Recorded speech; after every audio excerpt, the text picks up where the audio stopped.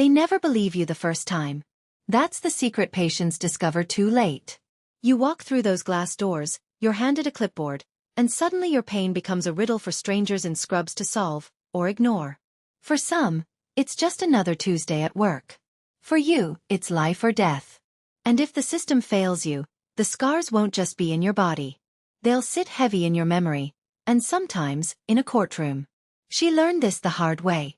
The fluorescent lights hummed above her as she clutched the curve of her belly. She was 6 months pregnant, contractions coming too soon, her breath shallow. The waiting room was nearly empty.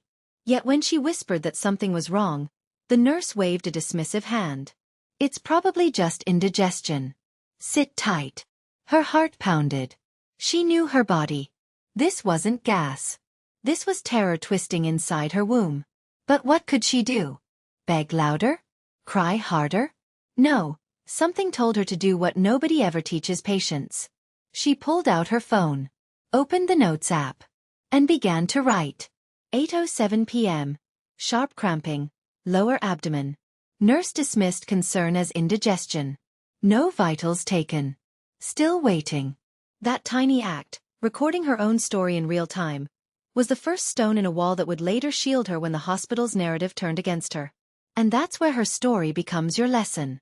Because the truth is, most of us never think of documenting our hospital stay until it's too late. We assume the charts, the monitors, the nurse's notes will be accurate, impartial, and fair. But here's the hard reality. Medical records aren't written for you. They're written to protect the institution. And unless you keep your own parallel record, your voice may be erased.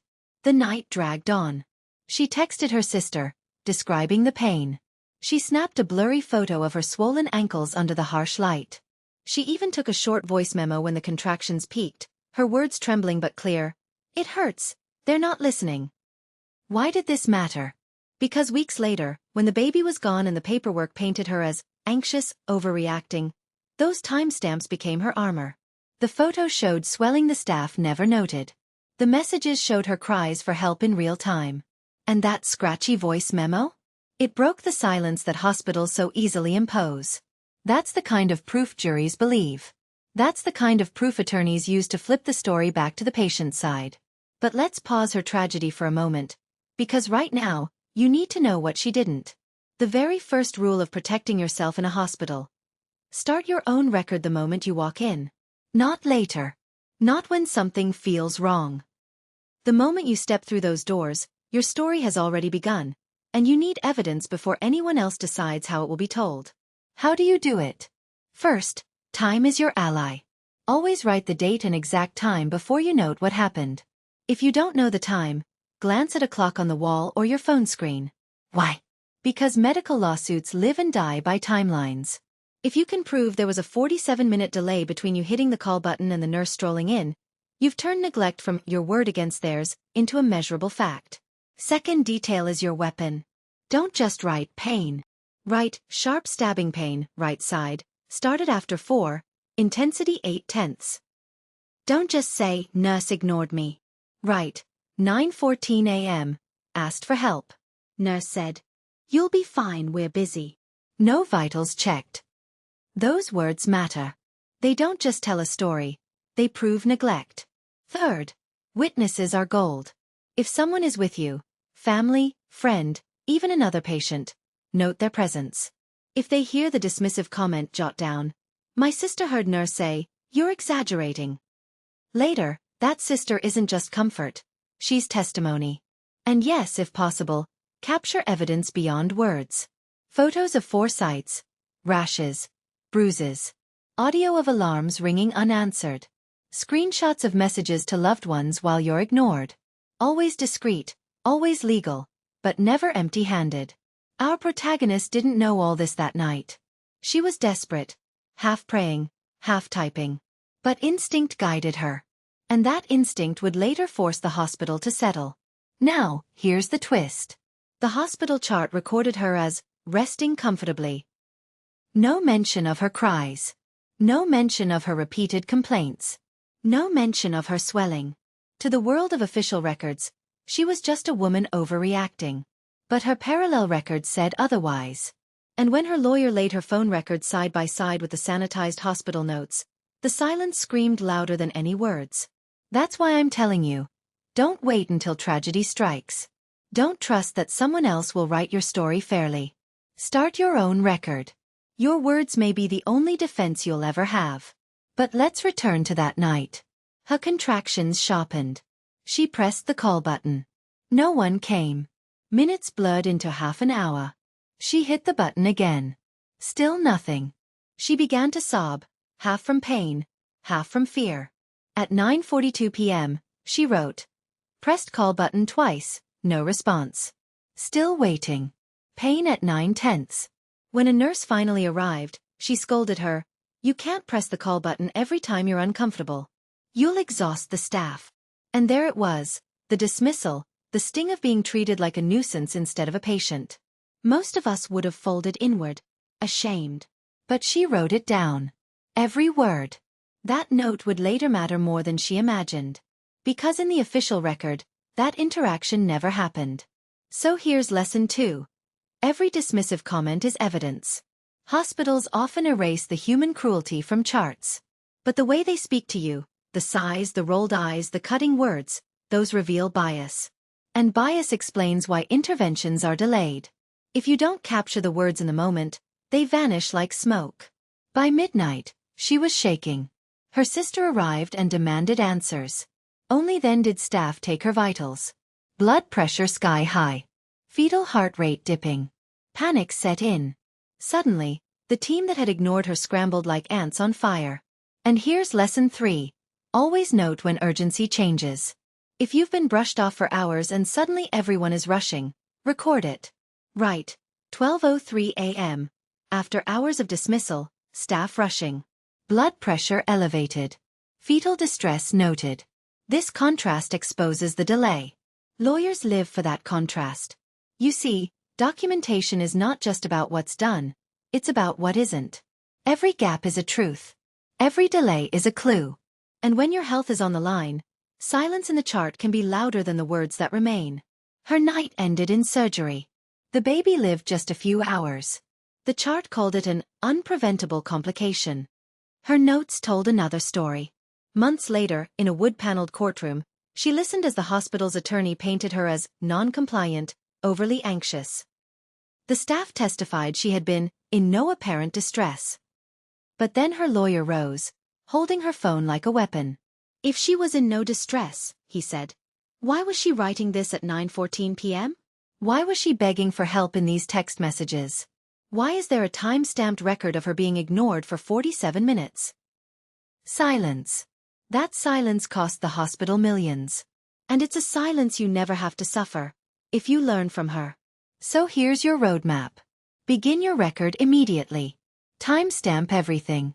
Note words, delays, dismissals. Collect witnesses. Add photos, recordings, messages. Contrast the moments when staff finally scramble. These aren't just notes. They're survival. And before you dismiss this as paranoia, remember, medical errors are the 3rd leading cause of death in America. Documentation doesn't just protect your lawsuit. It can protect your life. Because when you write everything down, you force staff to see that you're vigilant. Sometimes that alone changes how they treat you. She didn't survive that night without loss. But she left behind a blueprint. A painful one, yes, but a necessary one. Now I'll leave you with this. If you walked into a hospital tonight, sick, scared, vulnerable, would you know how to protect your story before someone else rewrote it? Drop your answer in the comments. And don't forget to subscribe to White Coat Secrets. The hospital doesn't exist to heal you. That's the first bitter lesson survivors whisper to one another once the dust settles. The white coats and crisp scrubs suggest care, but behind the curtains, policies hum like invisible machinery. Policies built to protect the institution, not the body on the bed. She learned this in fragments, long after her loss. After the lawyers, the depositions, the settlement that could never replace what she buried. She started reading. She wanted to know why. Why the silence? Why the indifference? Why did her pain vanish from the record? That's when she found the manual. Every hospital has one. A policy handbook. Staff memorize its spirit, even if they never quote it aloud.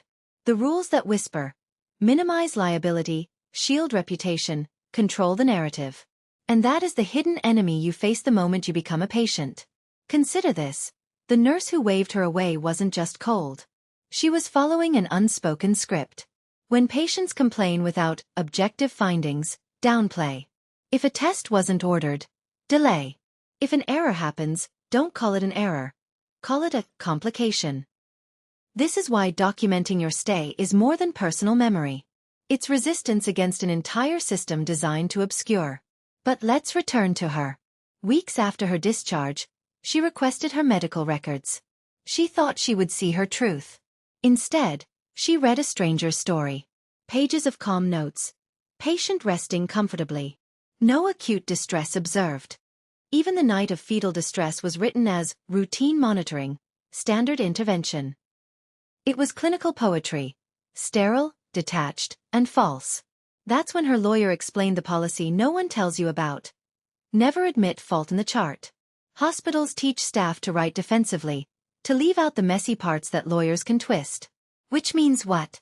The official record is rarely the full record. Here's your lesson. When you request your records, expect omission. Don't be shocked when your tears, your screams, your hours of waiting vanish into blank spaces. This is why your parallel record matters more than you think.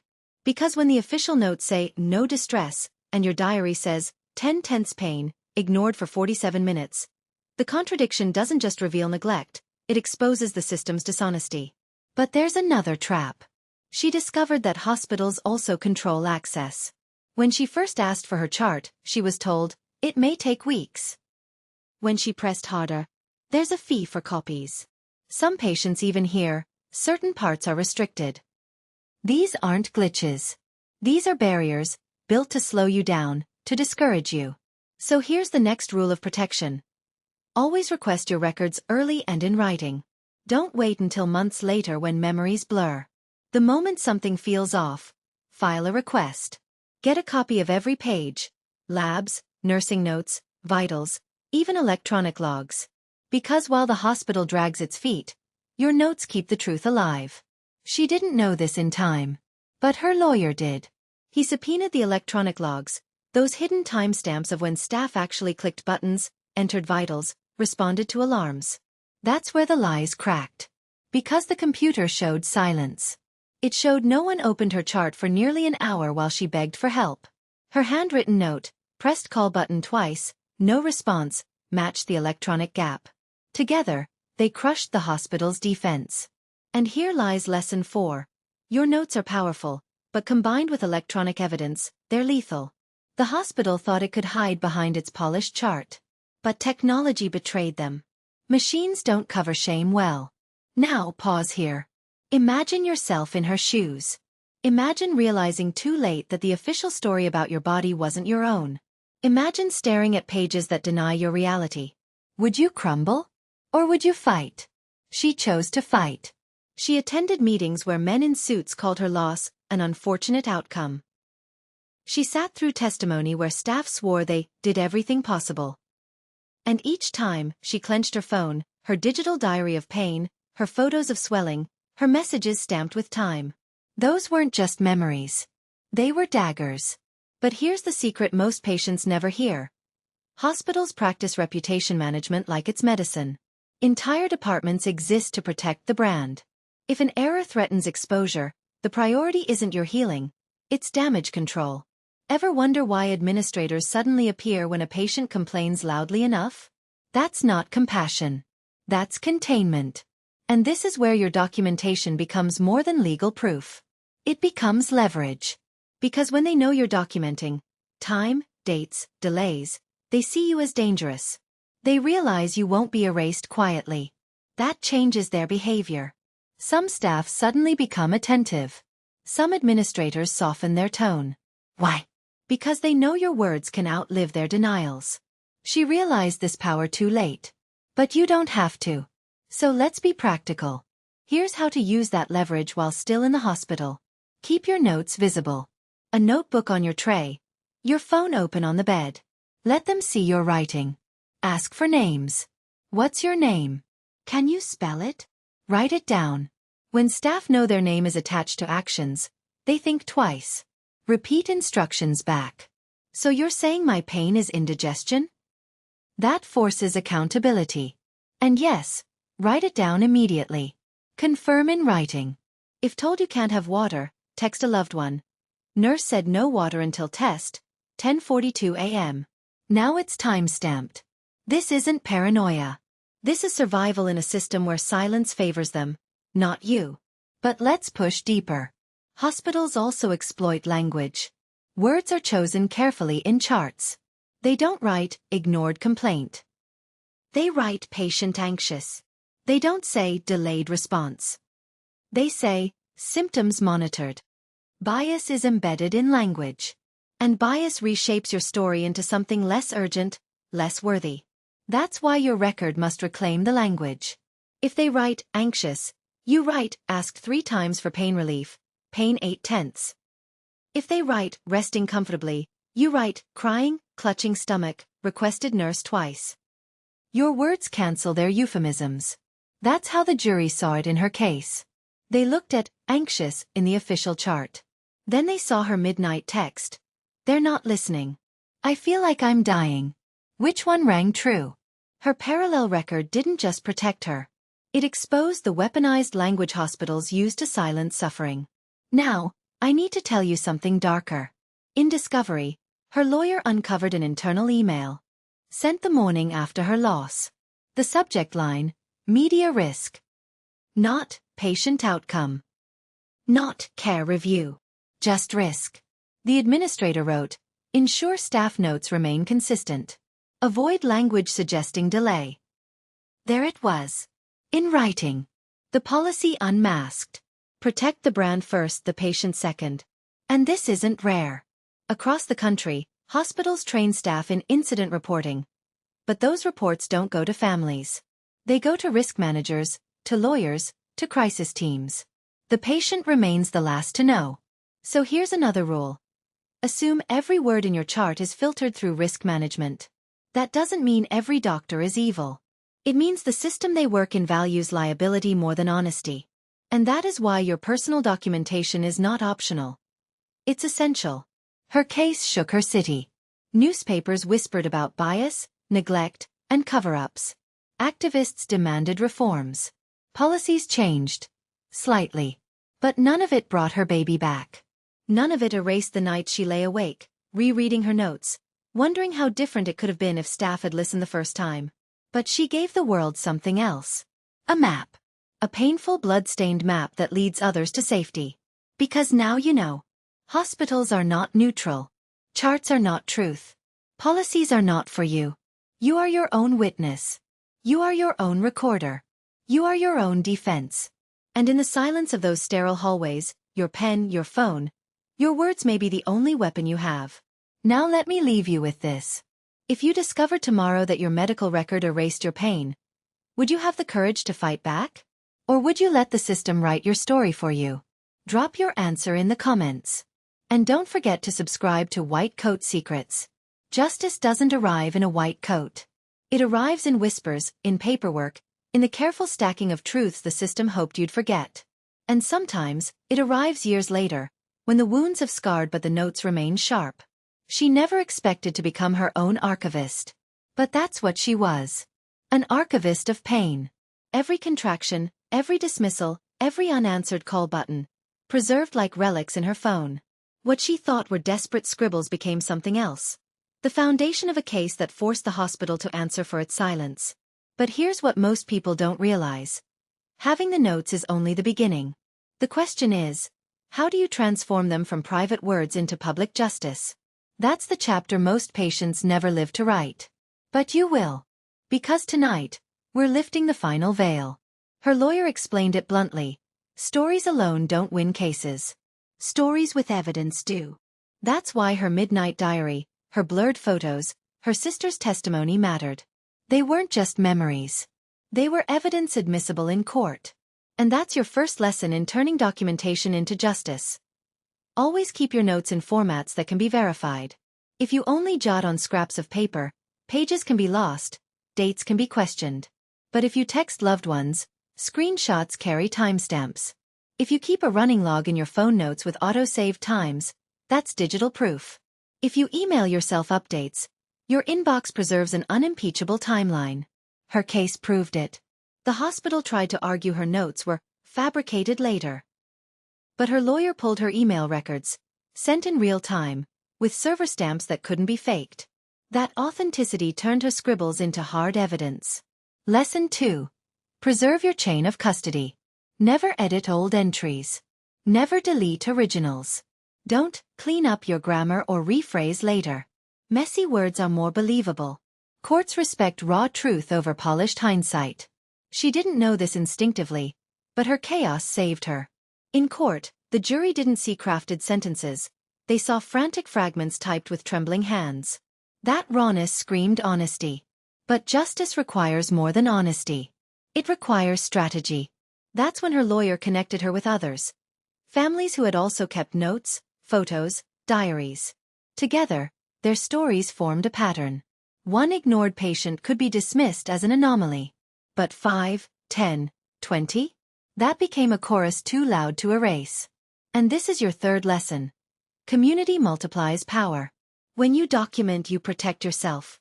But when you share with others, whether through support groups, advocacy organizations, or investigative journalists, you create patterns that expose systemic neglect. One complaint is dismissed. A dozen, linked together, spark reform. Think of it like a quilt. Each person's note is a square. Alone it may seem fragile. But stitched together, it becomes unterrible. That's why hospitals fear collective voices more than lawsuits. Because lawsuits can be settled quietly. But communities ignite movements. She found this out when an investigative reporter published a story. Her notes were quoted. So were others. The article didn't just describe her tragedy. It revealed a system where minority patients were dismissed at higher rates, where pain was minimized, where records were scrubbed of bias. The hospital's polished image cracked. Not because of lawyers, but because of the court of public opinion. And that brings us to lesson 4. Documentation isn't just legal protection. It's a weapon for change. If you choose, your notes can live beyond the courtroom. They can challenge hospital ratings. They can pressure administrators. They can spark legislative hearings. But here's where the story twists again. After the article ran, the hospital offered her silence. A bigger settlement, if she signed a non-disclosure agreement. If she promised never to speak, never to share her notes again. Imagine that moment. Imagine being offered money, life-changing money, but only if you bury the truth. Would you take it? Or would you keep fighting? She stared at the papers, hands trembling. On one hand, security. On the other, justice. She chose justice. And that choice lit a fire. Her notes didn't just win her case. They inspired others to keep their own diaries, to share their own truths. Some went public. Some stayed private. But each one carried power. Now here's where you come in. If you ever face hospitalization, you now know the path. Document immediately. Timestamp relentlessly. Preserve raw truth. Keep witnesses close. Request records early. Never erase. Never edit. Link your story with others. Because someday, you may stand where she stood. Papers on a desk, lawyers across the table, administrators shifting in their seats. And when that day comes, your notes won't just be words. They'll be weapons. But justice isn't only about lawsuits. Sometimes it's about warning the next patient, arming the next family, changing the culture so no one else endures what you did. That's why she said no to silence.